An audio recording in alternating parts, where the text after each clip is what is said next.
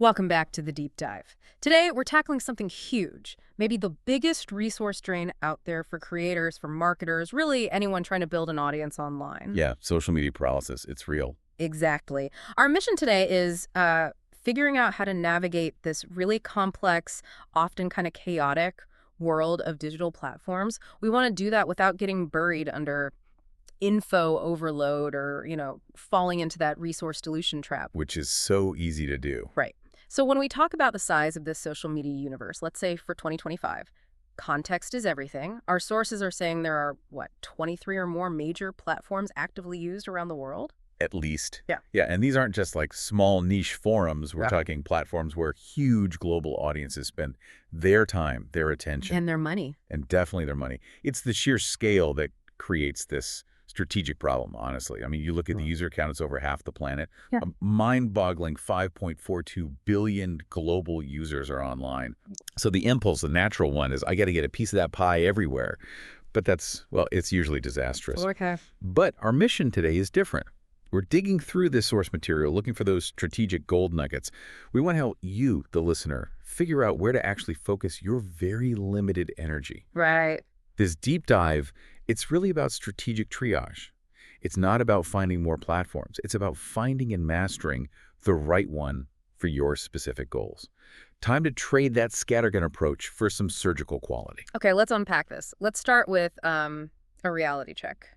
The current landscape. We still have these absolute giants dominating the conversation, and their user numbers, they're just immense. You can't ignore them based on scale alone. Definitely not. I mean, despite all the talk, Facebook is dead. It's still the biggest, right? Over 3.0 billion users worldwide. Still number one. Undisputed. And then you've got YouTube pulling in over 2.5 billion monthly viewers. It's not just social media. It's basically the world's second biggest search engine. And right behind them, neck and neck, both sitting at a massive 2.0 billion active users, Instagram and WhatsApp. So 4 platforms handling, half the world's engagement? That's a lot of power concentrated there. It's kind of terrifying when you think about it. But then you also have the game changers like TikTok. Yeah. A truly global giant now, hit 1 billion creative users. Yeah, TikTok really shifted things. And LinkedIn, sometimes people put it in the just professional box, but it still serves over 1 billion professionals. That's huge for B2B. So that's 6 platforms, each with over 1 billion users. Okay. But what about the future? What's changing? Where's the buzz? This is where it gets really interesting. The vitality and growth of the rising platforms. This is where you see the real strategic shifts happening, often driven by younger audiences, very specific content niches. We're talking Snapchat, Pinterest, Reddit, and definitely Threads. Threads is popping up everywhere now. It is. And while these platforms don't have those multi-billion user counts, they're more in the 40 million to maybe 300 million plus user range each. Which still sounds like a lot of people. It is. And they offer something critical. Highly engaged, platform-specific audiences. These are the audiences often dictating future trends. So if your demographic is young or curious or highly visual, just dismissing these platforms because they only have a few hundred million users, that's a big strategic mistake. Okay, so that brings us to the critical question, and this is really for you listening. With 6 mega platforms, 23 total options, all this buzz, why shouldn't you just try to post the same stuff everywhere? I mean, surely getting some visibility is better than none, right? The research is actually pretty brutal on that idea. Trying to be everywhere, it usually ends up being counterproductive. It's really a recipe for, strategic failure, especially if your resources are tight. Okay, why? What are the main reasons? The first one, and it's maybe the sneakiest, is resource dilution. Spreading your focus thin, yes, it drains your budget, we all know that. But more importantly, it drains your team's cognitive energy. You end up being kind of mediocre everywhere instead of excellent somewhere specific. Okay, but hold on. I want to push back a bit there. Because people talk about efficiency, right?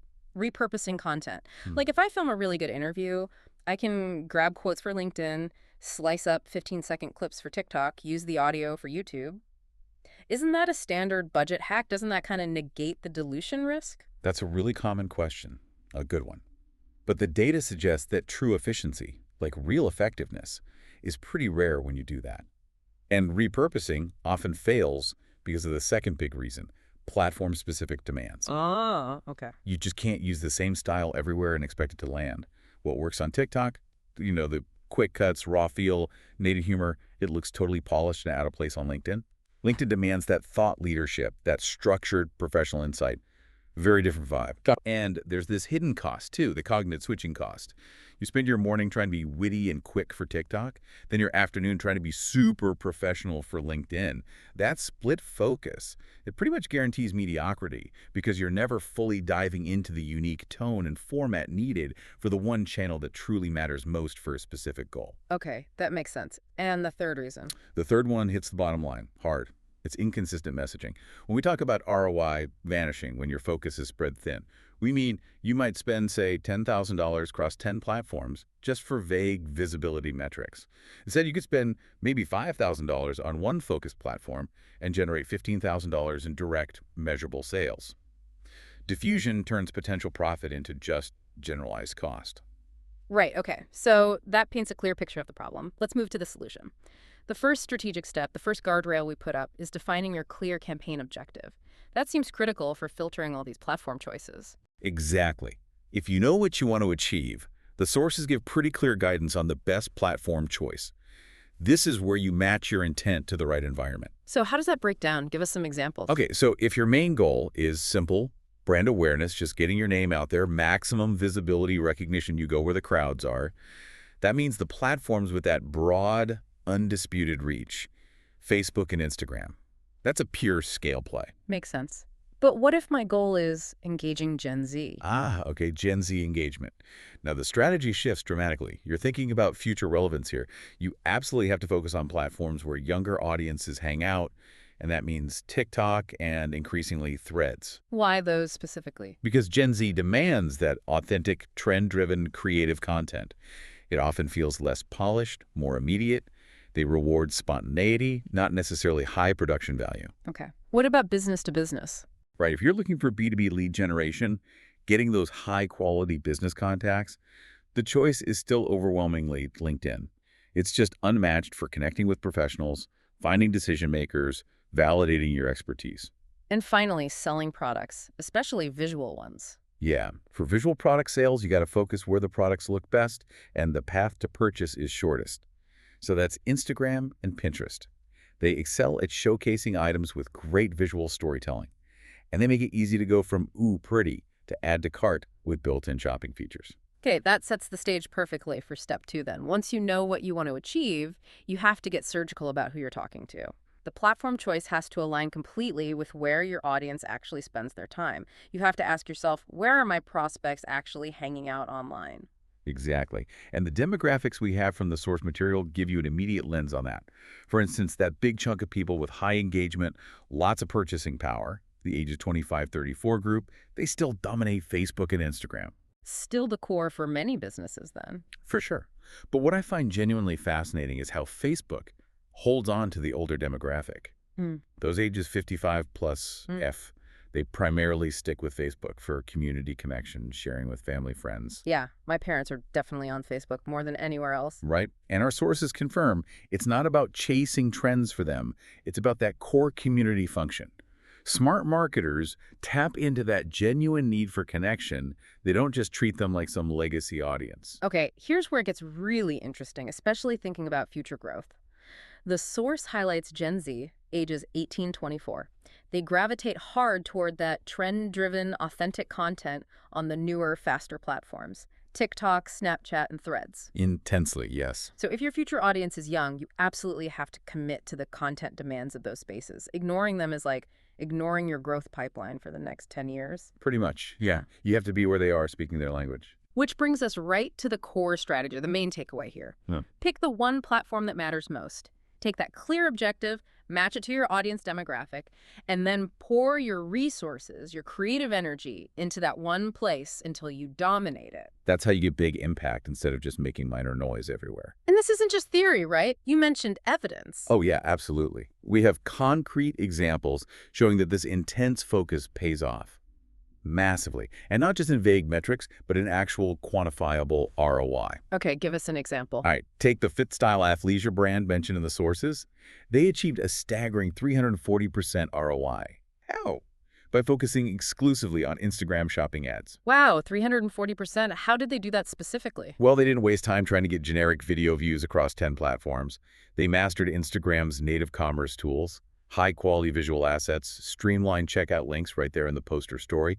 They totally nailed the one-channel design for visual commerce. Okay, that's compelling. What about local businesses? Great example. Look at that Denver coffee chain. They increased foot traffic by 28%. That's huge for a local spot. And they did it using targeted TikTok geolocation campaigns. So not just pretty latte art. No, exactly. They mastered short-form geofenced videos, showcasing local baristas the unique store vibe, creating a real, authentic human connection. Display ads just can't do that. That makes sense. The local feel. And the pattern holds for B2B too. LinkedIn consistently drives 40% of B2B marketers' highest quality leads. That stat pops up again and again. And remember, BBQ Heaven in Texas, they boosted reservations by 42% using targeted Facebook hyperlocal ads. 42%. Just from Facebook ads. Targeted ones, yeah. They concentrated their budget right where their local customers lived and browsed online. It proves focused hyperlocal advertising on a dominant platform is still a killer strategy. So focus drives measurable success. Exactly. Even the platform's scale, like YouTube having 2.5 billion users, great for long-form stories, SEO growth, it only matters if you deploy the right kind of focused content there. Scale alone isn't enough. Okay, now, we've spent a lot of time telling you, the listener, not to be everywhere. Focus, focus, focus. But sometimes strategic growth is necessary, right? Our source material actually had a bonus section on this. It detailed 3 conditions that absolutely must be met before you even think about moving beyond that single platform focus. Yeah, these are like the guardrails for expanding responsibly. They're designed to stop you from immediately diluting your efforts again. Okay, what's the first condition? First one is when you have truly diversified objectives. So let's say your original goal, maybe brand awareness, you've nailed it. You've achieved that. Now you need to simultaneously focus on something totally different, like direct B2B lead generation. Yeah. If one platform simply can't handle both effectively, then and only then do you start looking elsewhere. Okay, give me an example. Okay, imagine you sell artisanal dog treats. You've totally mastered Instagram for visual product sales to consumers. Great. But now you want to launch a B2B line, maybe veterinarian-focused supplements. Those 2 goals. They need completely different platforms, different audiences, different content styles. Right, Instagram for the treats, maybe LinkedIn for the vet supplements. Exactly. That's a justified expansion. Yeah. The second condition is having adequate resources. This is critical. You must have the team and the budget to create completely tailored content for each new platform. So, no lazy repurposing. Yeah, absolutely not. No low-effort videos that just scream, I don't belong here on TikTok, or, generic corporate announcements that get instantly ignored on Threads. Tailored content is key. And the third criterion. Finally, number 3. You need distinct audience segments that are clearly separate across different platforms with minimal overlap. For instance, maybe your enterprise software B2B clients only consume content on LinkedIn, and your Gen Z retail consumers are only on Threads. The key is proving that lack of overlap. If they're actually both active on Facebook, guess what? You should probably just stick with Facebook and segment there. Okay, that's very clear. So that brings us to the final summary, the real bottom line of this whole deep dive. Success in social media, looking ahead to 2025 and beyond, it's really about quality over quantity. You've got to be strategic, not just everywhere. Yeah, we can boil it down to a simple formula for you, the listener. Set your objectives right arrow. Know your audience right arrow. Pick your platform. That's it. The best platform isn't always the one with the most users overall. The best platform is simply the one where your prospective clients are actively engaged and ready to connect with you, using the content format they already like. So what does this all mean? It means your energy, your focus, that's your most valuable, most finite resource. Strategic focus is the only way to really thrive in this, let's face it, overwhelming digital world. So here's the final thought, the provocative question for you to take away. Based on your specific objectives and where your key audience spends their time, especially if you're targeting those crucial younger generations, which of those growing platforms like TikTok, Snapchat, or Threads are you prioritizing? Which one are you committing, say, 100% of your new resources to in the next 6 months, and really importantly, why? That's the strategic decision, isn't it? That's the decision that really dictates your success heading into 2026.